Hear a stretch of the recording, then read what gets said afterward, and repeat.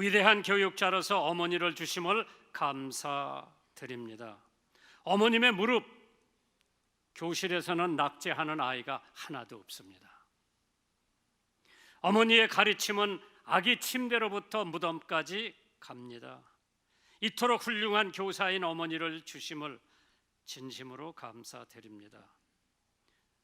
우리 모두 가족의 애인으로서 어머니를 주셨습니다. 모든 인간의 첫사랑은 어머니라고 하죠. 처음 침대는 어머니의 팔이고, 처음 주택은 어머니의 가슴이고, 어머니의 입술은 모든 아픔의 치료를 해주고, 이토록 위대한 애인을 주신 하나님께 감사드립니다. 작은 예수님으로 어머니를 우리들에게 주셨습니다. 어머니의 무릎은 인간의 처음 예배당이었습니다. 어머니로부터 기도를 배우고, 어머니와 함께 찬송을 부르며 어머니로부터 성경 얘기를 들었습니다. 이토록 위대한 설교자를 주신 하나님께 감사합니다. 루스벨트 대통령이 교육은 국가를 만들 수 없어도 교육 없는 국가는 결코 멸망을 면치 못한다고 했습니다. 루소가 말하기를 교육의 목적은 기계를 만드는 데 있는 것이 아니라 사람을 만드는 데 있다고 했습니다. 사람이면 사람인가? 사람다워야 사람이지. 올바른 사람들이 있어야 올바른 나라가 건설될 수 있는 줄 믿으시기를 주님의 이름으로 축원합니다.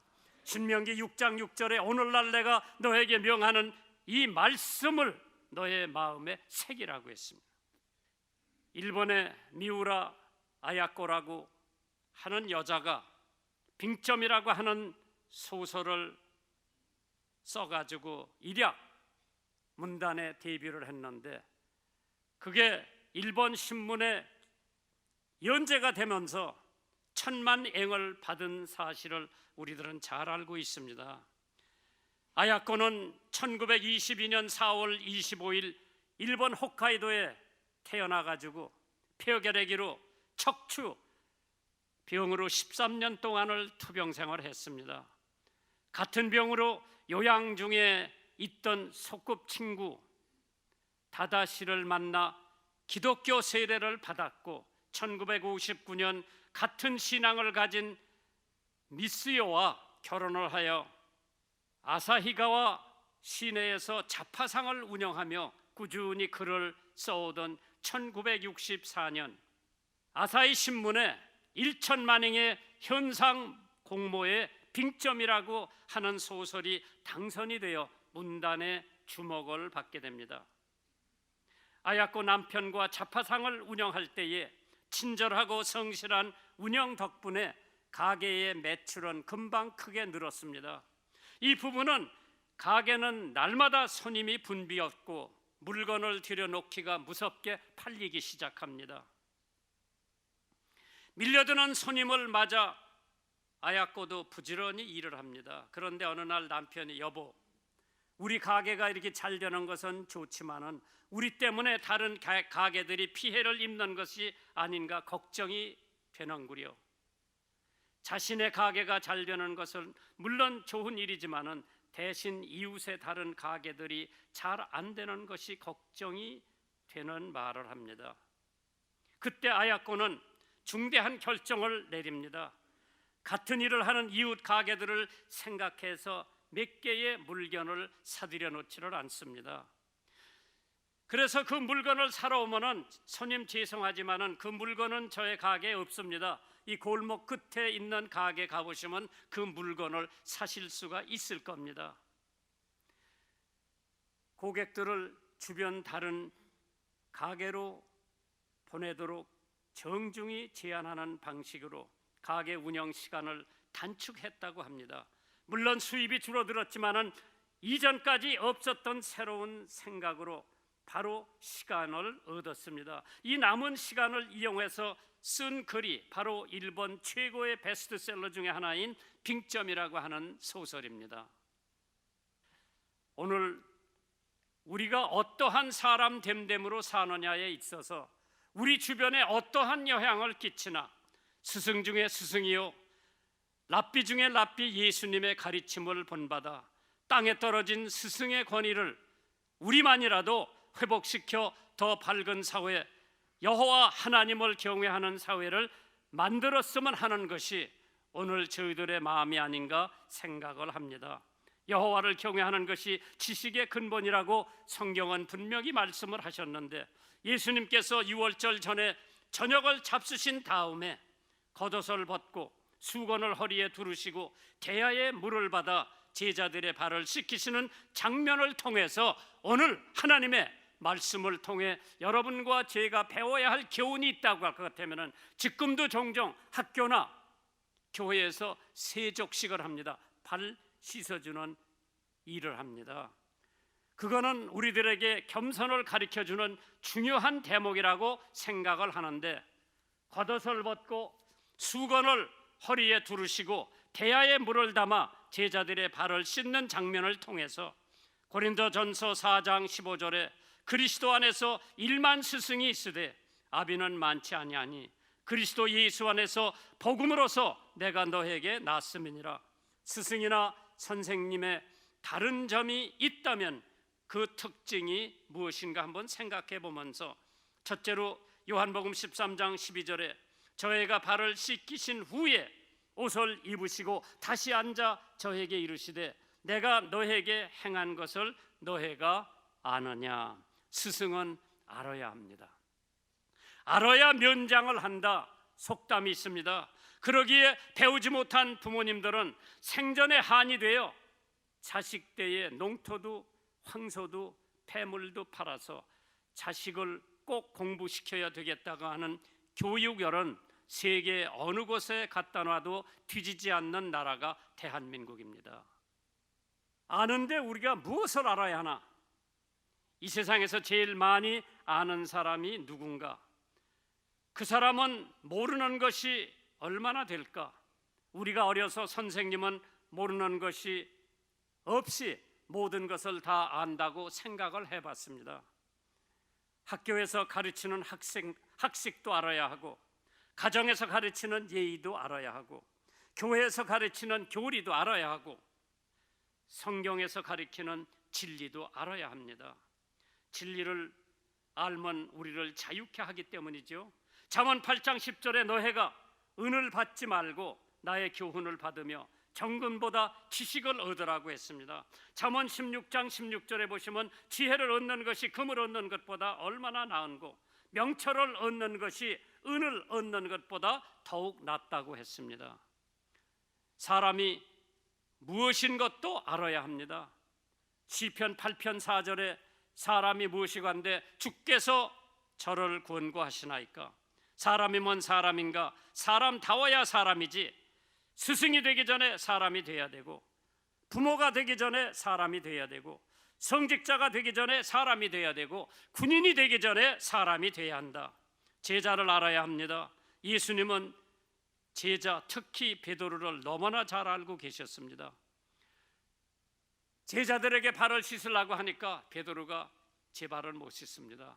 그럼 너하고 나하고 아무 상관이 없다고 하니까 내 발뿐만 아니라 손도 씻고 머리도 씻어달라고 하니까 손과 머리는 씻을 필요가 없다. 이미 깨끗하기 때문에 발만 씻으면 된다고 하니까 베드로가 자기 발을 씻게끔 허락하시는 장면을 요한복음 13장 8절 이하에 나옵니다.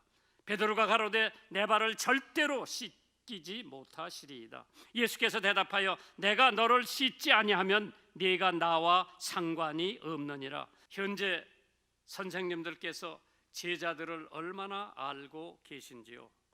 우리 성직자들이 자기가 먹이는 양떼들을 얼마나 알고 있는지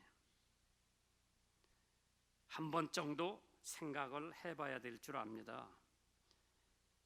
아이들은 무척 민감합니다. 이기옥 교수의 귀없는 엄마의 얼굴이라는 책이 있습니다. 어떤 교수의 어린 딸이 어려서 화실을 다녔습니다. 그곳에서 엄마의 얼굴을 그렸는데 눈도 크고 코도 크고 예쁘게 잘 그렸는데 그 엄마 얼굴 그림에 귀가 없더랍니다. 선생님이 그 학생 엄마가 찾아왔을 때 혜영이 어머니 직장 다니시지요? 라고 대번 알아맞히더라는 것입니다. 그래서 혜영이 엄마가 어떻게 아느냐고 물어봤더니 직장에 다니는 어머니는 항상 시간에 쫓기다 보니 대화할 시간에 여유가 없어서 아이들은 늘 엄마 속엔 엄마의 귀가 없는 것으로 알고 있더랍니다. 어떤 아이는 엄마의 얼굴을 절반의 입으로 그려졌는데 입을 얼마나 크게 그렸는지 평소 그 엄마가 너무 말이 많다고 하는 증거라고 하지요. 또 엄마의 손을 크게 그린 아이들도 있는데 그 엄마는 항상 아이를 잘 때린다고 하는 결론입니다.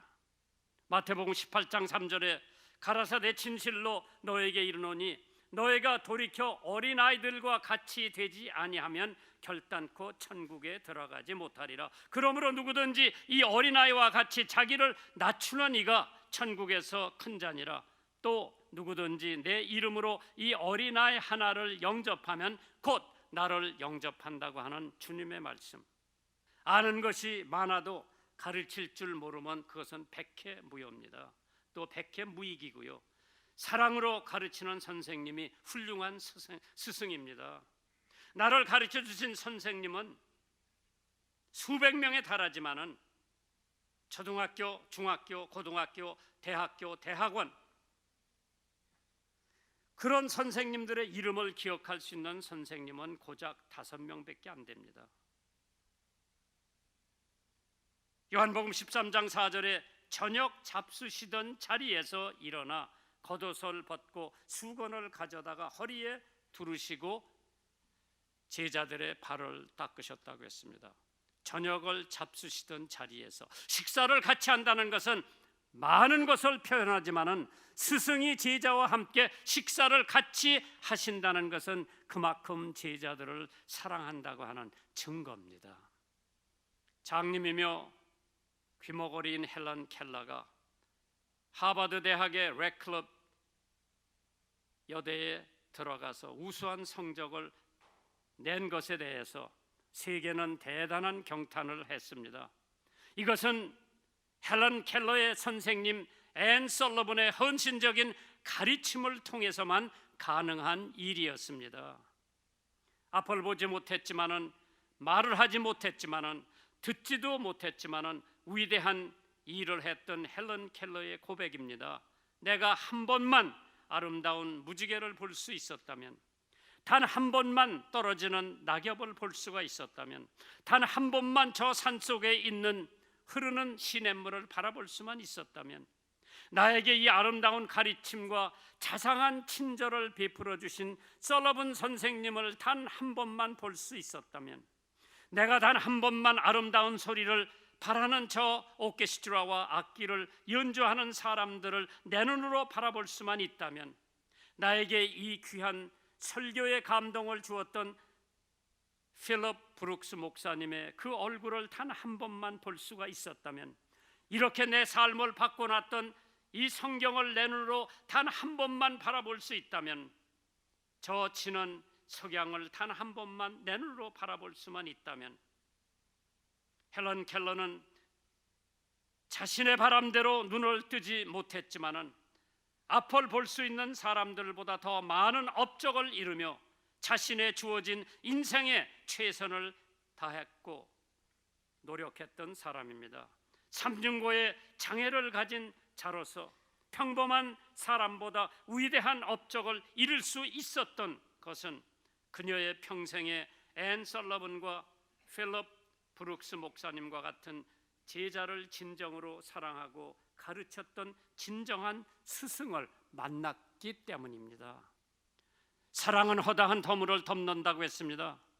영어도 모르는 저에게 사랑으로 영어를 열심히 가르쳐 주셨던 미국 선생님께 나는 지금도 60년이 지났지만은 편지를 주고받고 이따금씩 조그마한 용돈을 보내드리는 지경까지 왔다고 하는 것은 저에게 지대한 영향을 미쳤기 때문입니다.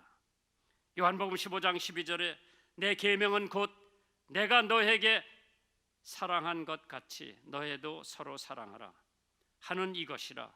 사람이 친구를 위하여 자기 목숨을 버리면 이에 더 큰 사랑이 없느니라.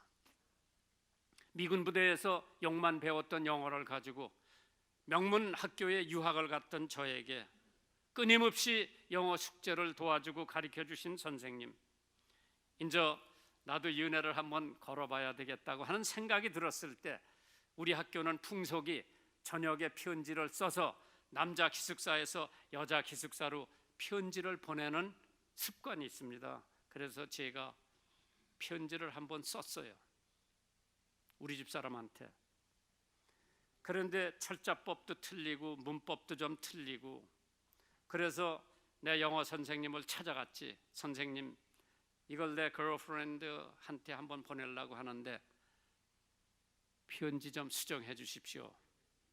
그때 나는 뭘 쓴 거 하니, 셰익스피어가 써놓은 유명한 글도 있고 로버트 브라우닝 시인이 써놓은 유명한 시도 있고 그런 거 다 써서, 그 선생님이 나더러 뭐라 그러는 거니, 야 이게 셰익스피어 편지지 어디 네 편지요? 이게 로버트 브라우닝 시지 어디 네 시요? 다시 써오라 그러더라고. 네가 마음에 내키는 걸 그냥 써와라. 당신은 어쩌면 키가 그렇게 작고 얼굴이 그렇게 예쁘고 눈동자가 그렇게 또릿또릿하고 뭐 그런 거 써서 하니까 이거 잘 썼다고 요것만 고쳐라 해가지고 그걸 붙여서 그날 저녁에 붙였는데 데이트에 응한 거예요.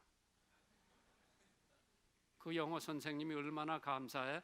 그래가지고 4년을 연애를 하고 역시 결혼을 하고 한국까지 쫓아왔죠.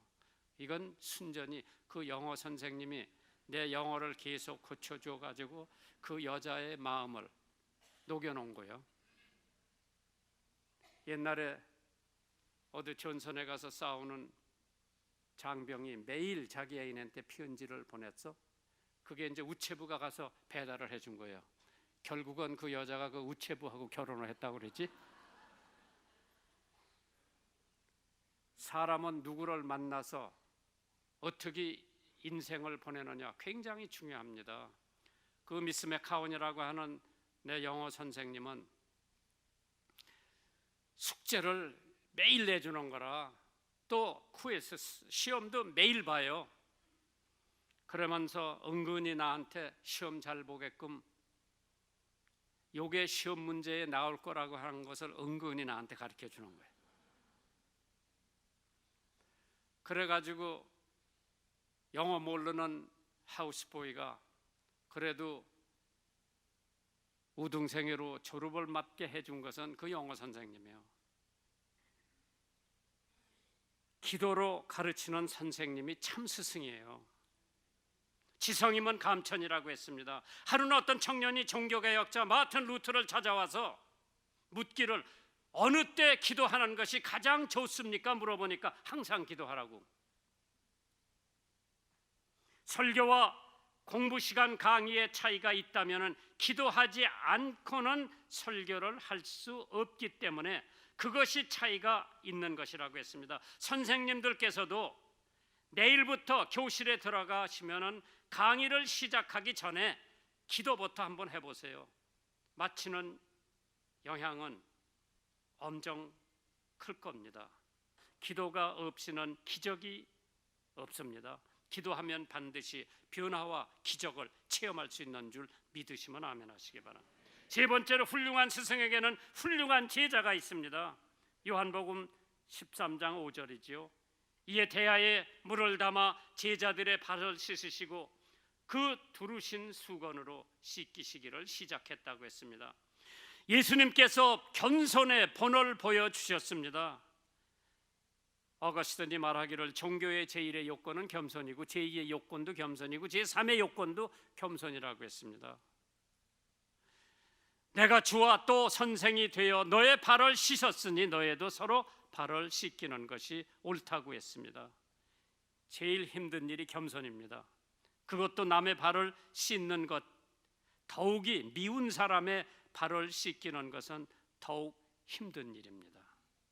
무리가 말하기를 믿음은 최대의 것을 얻으며 사랑은 최대의 역사를 하나 겸손은 가장 많은 것을 보존한다고 했습니다. 우리 아들 둘에게 늘 하는 얘기가 겸손해라. 겸손하는 사람은 이길 사람이 없습니다. 겸손하라. 지적 교만, 물적 교만, 미적 교만, 어떠한 교만이라도 교만은 금물입니다. 교만은 패망의 선봉이라고 했습니다. 제자란 스승에게 배운 대로 행하며 살아가는 것이 제자의 도리입니다. 우리의 스승이신 예수님은 우리에게 무엇을 가르쳐 주셨나? 십자가 지는 방법을 가르쳐 주셨습니다. 십자가는 고난을 상징하고 저주를 상징하고 고독을 상징하고 죽음을 상징하고 용서를 상징하고 인내를 상징하는데 가장 중요한 것은 십자가는 사랑을 상징합니다. 하나님이 세상을 이처럼 사랑하사 독생자를 주어서 십자가에 못 박혀 돌아가시게 한 하나님의 사랑을 입증해 주는 게 십자가입니다. 헨리 아펜셀러라고 하는 선교사가 한국에 와서 신학교를 졸업하자마자 갓 결혼한 아내와 한국의 선교사로 와서 많은 공헌을 한 사람입니다. 단순히 복음을 전할 뿐만 아니라 선교회를 설립해 체계적인 복음 전파를 할 수 있는 기반을 만들었고 신약 전서를 번역해서 배포했고 한국의 미래를 이끄는 일꾼을 키우기 위해서 배제학당을 설립했으며 배제학당은 한국 최초로 주입식이 아닌 이해식 교육 방식을 도입한 학교입니다. 그러나 1902년 목포에서 열리는 성경 번역자 협회에 참석하러 배를 타고 인천에서 군산 앞바다를 거쳐서 목포를 가려고 하다가 군산 앞바다에서 배가 침몰하고 목숨을 잃는 사건이 일어났습니다. 당시 생존자들을 따르면 아펜셀러 선교사는 충분히 배에서 구조될 수 있었는 상황이었지만 이와 학당에 다니는 학생 2명을 구하기 위해서 탈출을 포기하고 끝까지 배에 남았다고 합니다. 그 당시 아펜셀러의 나이가 44세로 아직도 수많은 사명을 충분히 감당할 수 있는 나이였습니다. 아펜셀러는 평소 제자들에게 이러한 말을 했습니다. 위대한 사람이 되려면 먼저 섬기는 사람이 되어야 한다라고 가르쳤습니다. 생애의 마지막 순간에 그 가르침을 몸소 본을 보여주었습니다. 귀한 가르침을 주신 스승이 있다면 감사를 잊지 말고 말보다 행동으로 본을 보이는 여러분과 제가 되기를 바라는 마음 간절합니다. 요한복음 13장 14절에 내가 주와 또 선생이 되어 너의 발을 씻었으니 너희도 서로 발을 씻어주는 것이 옳다고 했습니다. 나에게 예의 범절을 가르쳐 주신 선생님들도 계실 거고 모르는 글을 깨우쳐 주신 분도 계실 거고 또 회사에서 초년생으로 들어갔을 때 선배가 모르는 걸 다 가르쳐준 선배도 계실 겁니다.